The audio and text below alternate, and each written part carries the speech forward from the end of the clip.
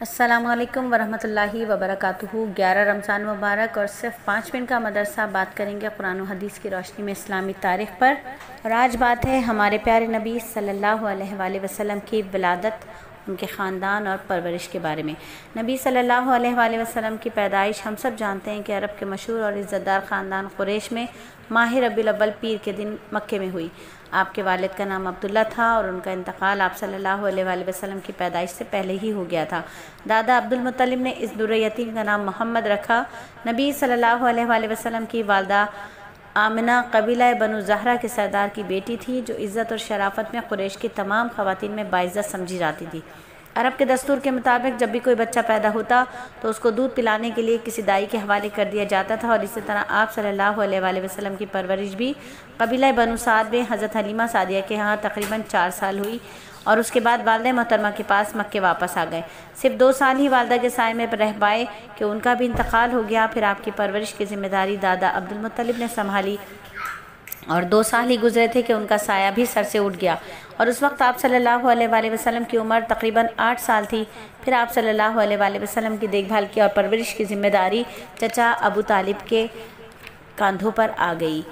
اور اللہ کی قدرت کی بات کریں کہ انسان کی پیدائش میں اللہ تعالیٰ کی ایک بہت بڑی قدرت یہ ہے کہ اس نے ایک ایسی جگہ بنائی جہاں نہ تو ہوا کا انتظام ہے نہ روشنی کا، اس کے باوجود اللہ تعالیٰ 3 اندھیروں میں بچے کو پالتا ہے۔ اس کی آنکھوں کو بناتا ہے، اس کے کانوں کو بناتا ہے، کانوں کے پردوں کو بناتا ہے، اس کے ننھے ہاتھوں کو بناتا ہے، ہاتھوں کی لکیروں کو بناتا ہے، ناخنوں کو بناتا ہے، غرض یہ کہ ہر چیز کو بناتا ہے، اور پھر اسی اندھیرے میں اس کی شکل صورت بھی بناتا ہے۔ اللہ تعالیٰ نے قرآن میں فرمایا، اور وہی وہ ذات ہے جو رحم یعنی پیٹ میں تمہاری اسی شکل و صورت کو بناتا ہے۔ اور ایک فرض کے بارے میں بات کریں کہ قرآن میں اللہ فرماتا ہے جو شخص بیمار ہو، سفر میں ہو، دوسرے دنوں میں شمار کر کے اس میں روزہ رکھنا واجب ہے۔ یعنی رمضان میں اگر کوئی شخص بیمار ہو جائے اور روزہ رکھنے کی طاقت نہ ہو، یا سفر میں ہو روزہ نہ رکھا ہو، تو بعد میں اس کی قضا واجب ہے۔ اور ایک سنت کے بارے میں بات کریں کہ نبی صلی اللہ علیہ وآلہ وسلم وتر کی پہلی رکعت میں سبح اسم ربک الاعلیٰ، دوسری میں قل یا ایھا الکافرون، تیسری میں قل ھو اللہ احد پڑھا کرتے تھے۔ یہ وتر کی مسنون صورتیں ہیں۔ اور ایک اہم عمل کی فضیلت کہ نبی پاک صلی اللہ علیہ وآلہ وسلم نے فرمایا، جو کسی مسلمان یتیم بچے کے کھانے پینے کا خرچ برداشت کرے گا تو اللہ تعالیٰ اسے جنت میں داخل کریں گے، سوائے اس کے کہ اس نے کوئی ایسا گناہ کیا ہو جس پر مغفرت نہ کی جائے۔ اور ایک گناہ کے بارے میں بات کریں کہ نبی پاک صلی اللہ علیہ وآلہ وسلم نے فرمایا، جب مجھے معراج کرائی گئی تو میرا گزر کچھ ایسے لوگوں پر ہوا جن کے ناخن سرخ تانبے کے بنے ہوئے تھے، جن سے وہ اپنے چہروں اور اپنے سینوں کو نوچ کر زخمی کر رہے تھے۔ میں نے جبرائیل علیہ السلام سے پوچھا کہ یہ کون لوگ ہیں جو ایسے سخت عذاب میں مبتلا ہیں؟ جبرائیل علیہ السلام نے بتایا، یہ وہ لوگ ہیں جو زندگی میں لوگوں کے گوشت کھایا کرتے تھے، یعنی غیبت کیا کرتے تھے اور ان کی عزت سے کھیلتے تھے، اور دنیا کو مقصد نہیں بنانا ہے۔ یہ فرمایا ہے میرے نبی پاک صلی اللہ علیہ وآلہ وسلم نے۔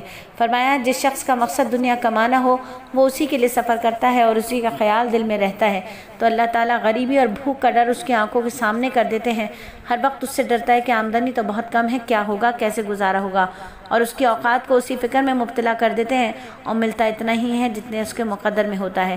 اور آخرت کے بارے میں فرمایا قرآن میں اللہ تعالیٰ نے کہ اے لوگو، اپنے رب سے ڈرو، بے شک قیامت کا زلزلہ بڑی ہی ہولناک چیز ہے۔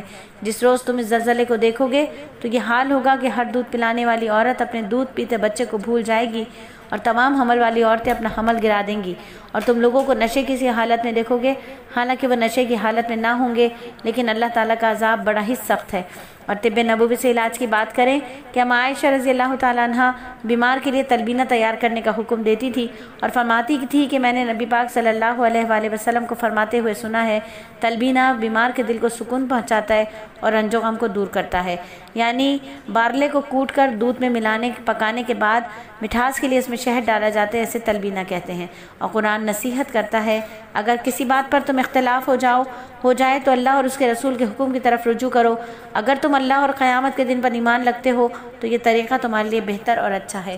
الحمدللہ 5 منٹ کا مدرسہ صرف اور صرف 4 منٹ 35 سیکنڈ میں مکمل ہوا۔